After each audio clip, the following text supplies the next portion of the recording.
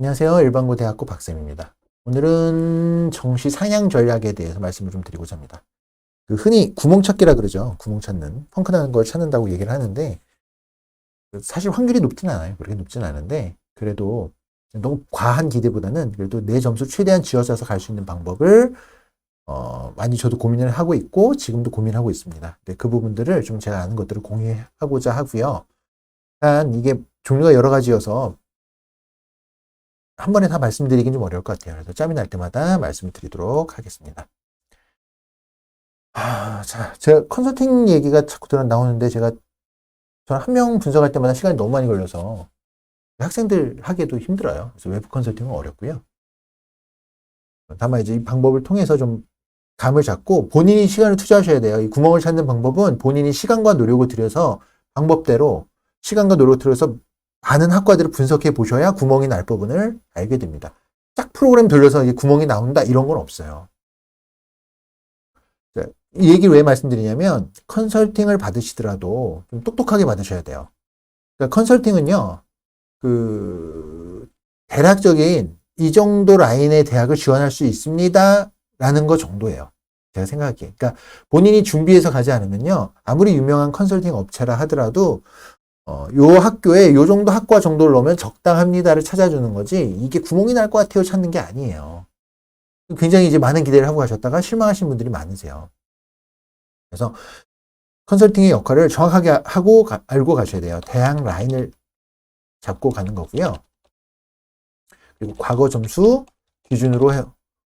이 정도 대학, 이 정도 학과까지 갈 수 있다라고 소개하는 역할일 뿐이에요. 자, 그러니까 컨설팅을 받더라도 이제 본인이 많이 고민하고 하셔야 돼요. 상향 지원에 대해서 제가 이제 특히 이제 부모님들이 많이 보셔서 이제 좀 쉽게 말씀을 드리고자 하는데 이 상향 지원이라고 하는 거는요 교통이랑 비슷해요. 교통이랑. 자, 우리가 제가 강원도 사람인데 예를 들어 춘천에서 서울까지 간다고 해볼게요. 옛날에는 지도만 있다고 해볼게요. 지도가 있으면 제일 가까운 길이 있겠죠. 지도를 보고 A길, B길, C길이 이렇게 있다고 했을 때 A가 10km, B가 춘천에서 서울까지 몇 킬로인지 모르겠습니다. 100km, B는 200km, C는 250km 걸리는 길이다라고 가정을 한번 해볼게요. 지도상으로. 그러면 사람들은 어떻게 될까요? 지도를 보고 평상시에는 A길로 다니겠죠. A길로 다님. 길이 100km밖에 안 되니까 A길로 가는 게 빠를 거 아니에요. 그런데 명절이 되었다고 쳐볼게요. 명절이 되면 사람들이 어떻게 될까요? 사람들은 전부 A길로 몰립니다.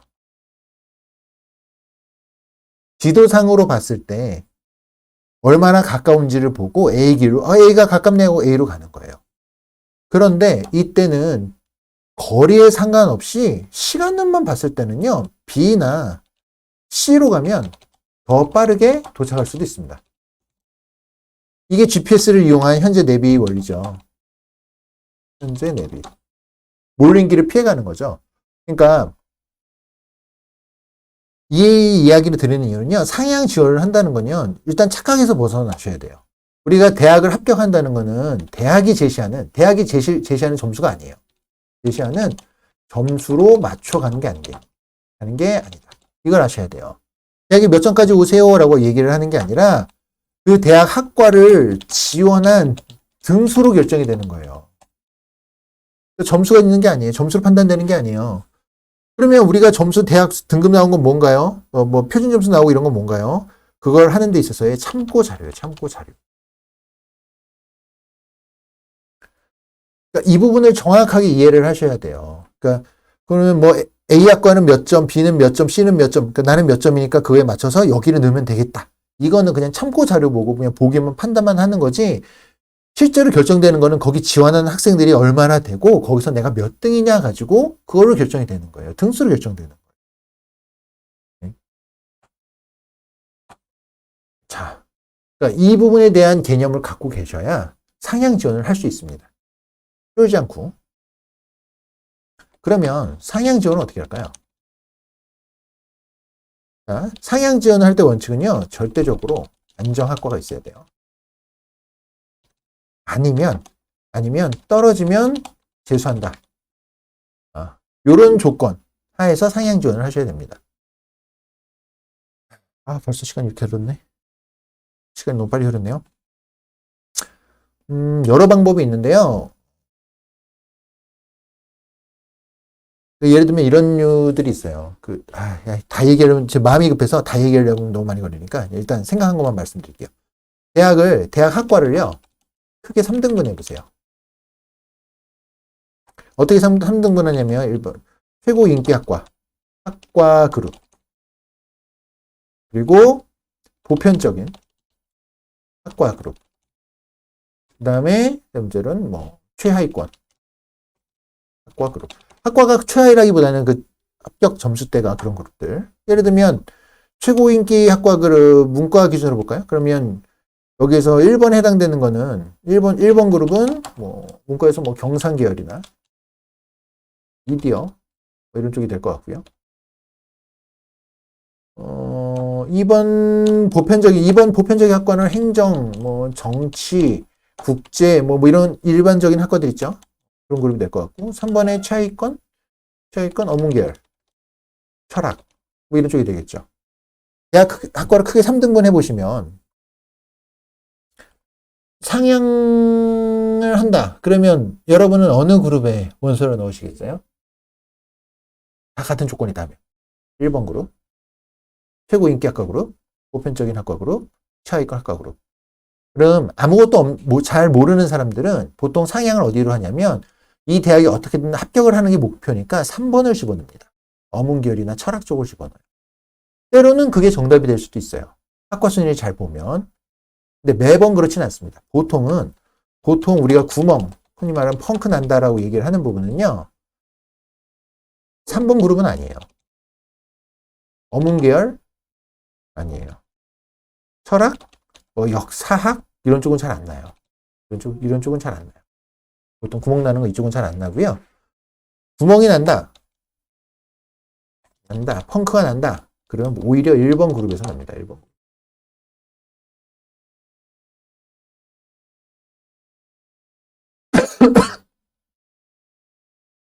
잠시만요. 왜?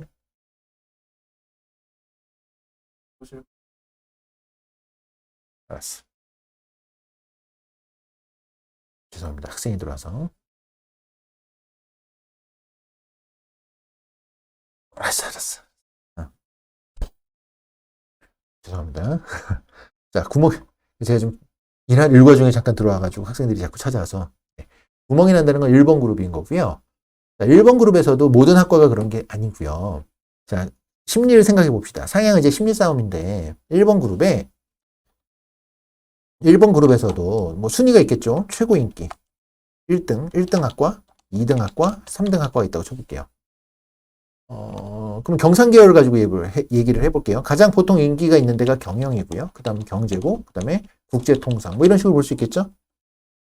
이렇게 됩니다. 그러면 1번 그룹에 이런 학과들이 있다고 하면은요, 상향을 넣는다 그러면, 자, 제가 힌트를 드렸죠, 일단. 1번 그룹이 보통 구멍이 잘 난다고 말씀을 드렸어요. 그러면 1번 그룹에서도 경영, 경제, 국제통상이 있습니다. 여러분들은 어디에 상향 지원을 하실 거예요? 이 대학을 가기가 어렵지만, 이 대학을 가기에 내 점수가 간당간당하다. 그러면 사람들은 보통 어문계열 이쪽을 넣거든요. 제일 낮은.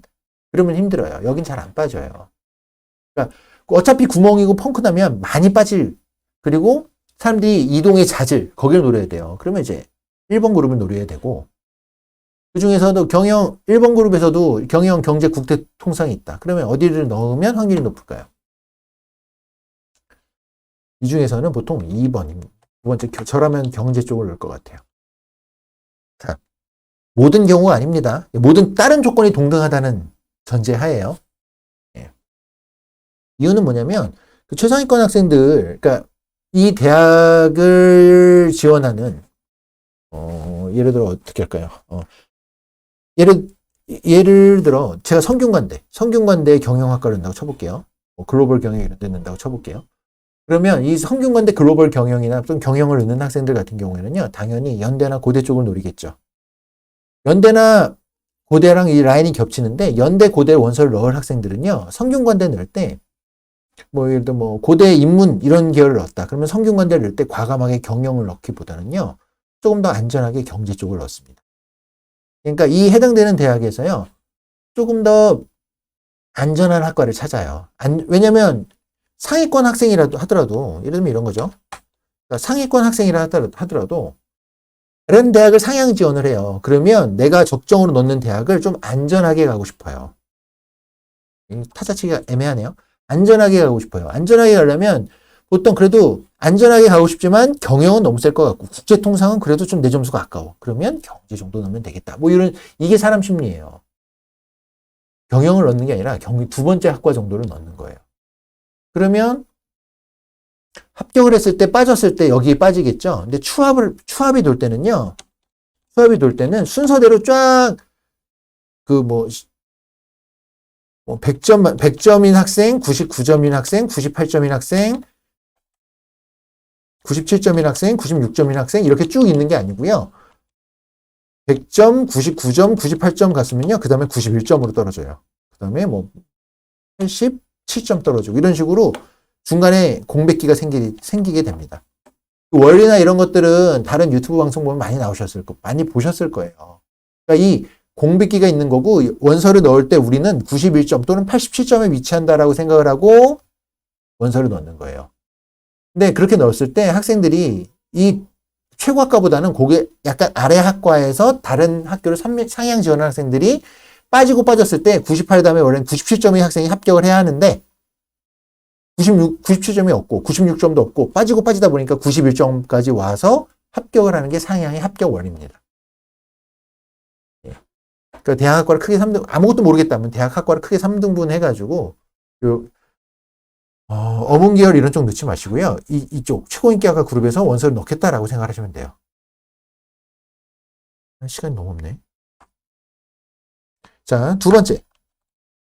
제가 많이 하는 방법이에요, 이거는. 학과 순위 가지고 하는 방법인데, 학과 순위를 할 때는요, 작년에 지나치게 떨어진 학과는 일단 피하기.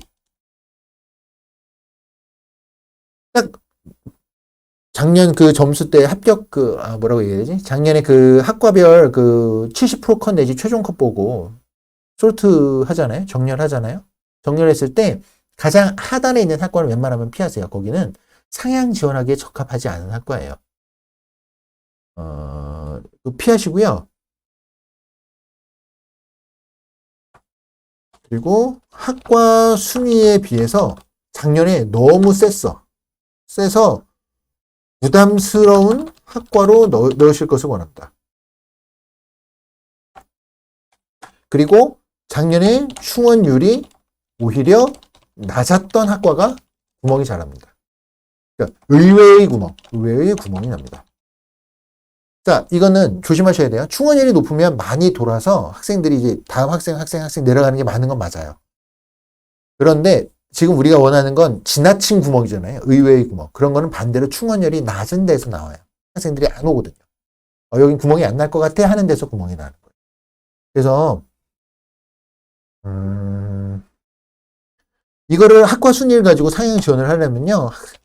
학생들이 선호하는 학과 순위를 어느 정도 짐작할 수 있어야 돼요. 그리고 뭐예요? 공부해야 돼요. 공부하셔야 돼요. 그리고 정 감이 안 온다. 제가 영상 대학별로 뭐 가천대라던가 뭐 여대라던가 뭐 국민대라던가 숭실대라던가 분석한 영상들이 있거든요.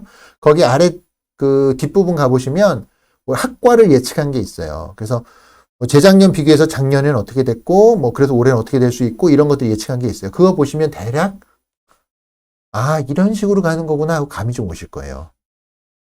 제가 찍어 놓은 영상 10개 대학 천천히 보기. 그래서 학과 순위 가지고 제가 막 이렇게 설명을 했거든요. 그걸 보시면 어느 정도 감은 오실 거예요. 그래서 지금 가봐야 될 것 같아서 일단 여기까지만 제가 촬영을 하고요. 나머지 얘기들은 또 다음번에 또 계속 이어서 말씀을 드릴게요. 그래서 본인이 시간을 투자를 많이 하셔야 돼요. 본인 시간을. 찍어주는 거 가면 안 돼요. 컨설팅 학과에서. 컨설팅 하는 데서. 일단 여기서 마무리 짓겠습니다. 도움이 되셨다면 구독과 좋아요, 알림 설정 해놓으시고 다음 영상 올라오면 그거 참고해 보시기 바랍니다. 감사합니다.